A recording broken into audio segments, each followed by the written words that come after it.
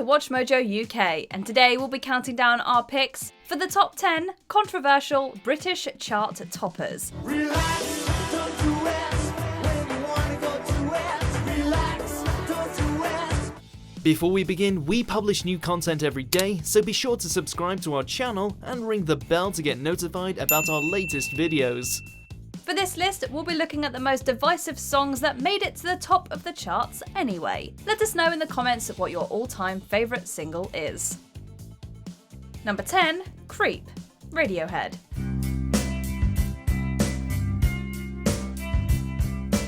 Though Radiohead's debut single eventually peaked at number 7 in the UK charts, it remained controversial for a handful of reasons. When you were before, couldn't look you in the eye. As far as the wider audience is concerned, Creep was one of the many songs the BBC has refused to play over the years, though this time it was simply for the reason that it was too depressing, rather than it contained anything offensive. But I'm a creep.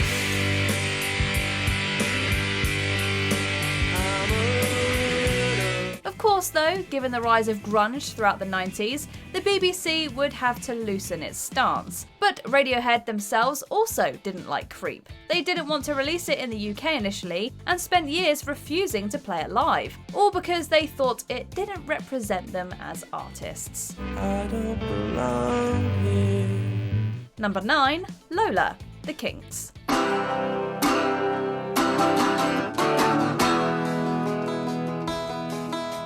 Lola is a song with some complex themes about gender and sexuality, which did get a handful of tabloids and radio stations in a tizzy. That wasn't the reason the BBC took issue with it at the time of its release in 1970. No, it was contentious with the Beeb because the original lyrics said Coca-Cola, and this broke the BBC's stringent advertising guidelines. Well, you drink champagne and it tastes like Coca-Cola.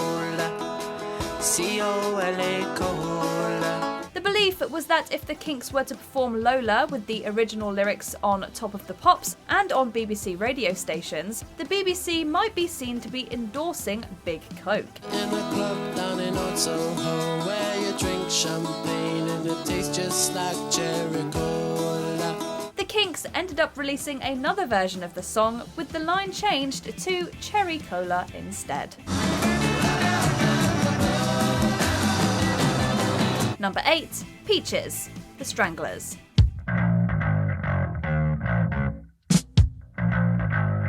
Punk rock royalty, the Stranglers, were just as good at courting controversy as their many contemporaries in the late 70s. Strolling along, minding my own business.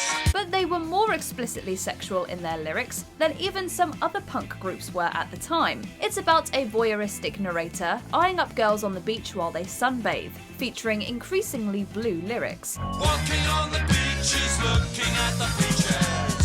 The BBC censored it when the Stranglers appeared on Top of the Pops, and a less X-rated radio edit was cut and put out. But it still got into the top 10 in the charts and was one of 1977's most popular songs.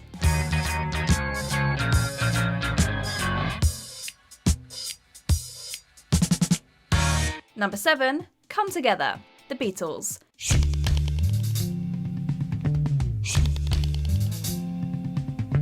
Their songs have been controversial for all manner of reasons, whether it was the constant references to illegal substances in the latter half of the 60s, or their increasingly weird-sounding releases. Got to be a joker, he just do what he please. But Come Together wasn't necessarily controversial for those other reasons, instead landing the Beatles in a copyright dispute. It was written by John Lennon, and more than a little inspired by a Chuck Berry number, You Can't Catch Me. Come together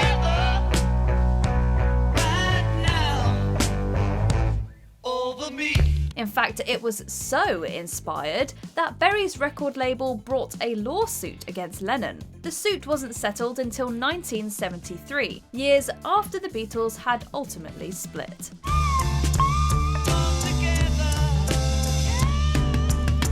Number 6, Let's Spend the Night Together, The Rolling Stones.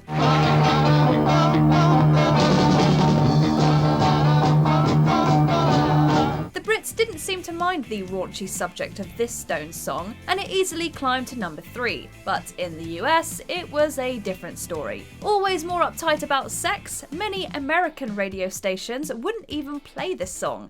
Don't you worry about what's on your mind, oh man. The Stones were still invited onto the famous Ed Sullivan Show to perform it, and were handed an ultimatum by Sullivan that they had to change the lyrics. So it became "Let's spend some time together" instead. Let's spend a night together. Now I need you more than ever. All 5 Stones made their disdain clear, and the Stones were forever banned from the show. Or at least they were for 2 years, until Sullivan needed another ratings boost from them in '69.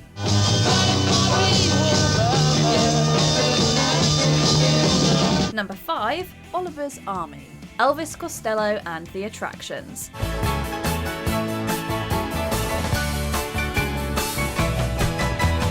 Elvis Costello has a strong Irish heritage and a lot of Irish family, which is why he wrote this song about the British Army's actions in Ireland and the Troubles, still ongoing at the time.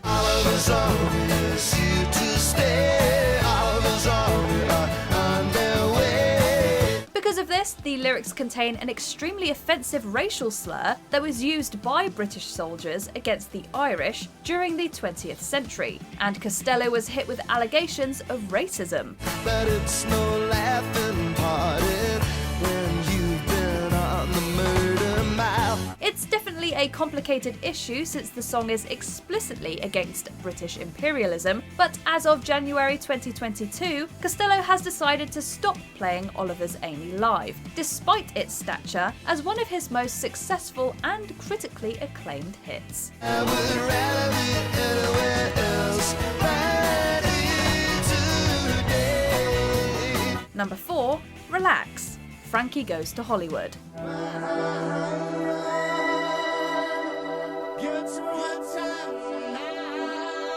Another song the public loved but the BBC was against, Relax is one of the more notorious songs the broadcaster has decided to ban. Relax was Frankie Goes to Hollywood's debut single, designed to tackle big issues and be as controversial as possible, which it certainly succeeded at. Relax, don't you rest when you wanna go to rest. Relax, don't you rest. The BBC initially banned it because it's clearly about gay sex and had a very suggestive cover, but the ban backfired. When you wanna come, when you wanna come. Other radio stations played it, people bought it and listened to it in droves, and it's now one of the most influential British tunes of the 1980s. The BBC were well and truly embarrassed by this blunder.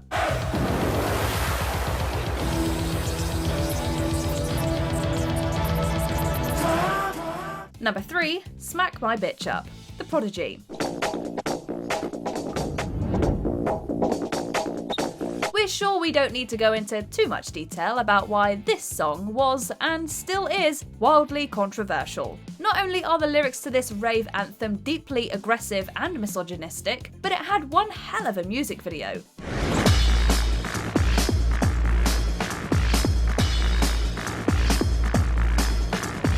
Even MTV didn't show the video during the day at first, though it was eventually banned completely and no other TV channels were willing to air it either. Even now, decades after its 1997 release, we can't show you most of the video because of the violence and substance abuse it portrays.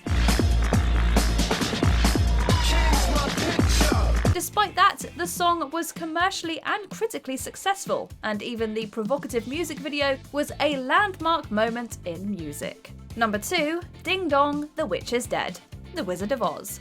One of the most prominent political figures of the last century, she passed away this morning at the age of 87. This is an interesting one, because the song itself isn't actually controversial at all. One of the many famous numbers from 1939's beloved musical, The Wizard of Oz, Ding Dong, The Witch is Dead, is sung by the Munchkins when the Wicked Witch of the East is crushed by Dorothy's house. Ding dong, the witch is dead. Witch, oh witch, wicked witch. Ding dong, the wicked witch is dead. But in 2013, it soared to number 2 in the charts following a politically polarising event, the death of former Prime Minister Margaret Thatcher. Conservative MPs cheered at her Commons swan song, but it was they who'd evicted her from number 10. A grassroots campaign to get the song to number 1 in the charts of the week of her death was very nearly successful, and reaching number 2 is still no mean feat. And the BBC refused to play it that week, making it even more noteworthy. Number 1, God Save the Queen, the Sex Pistols.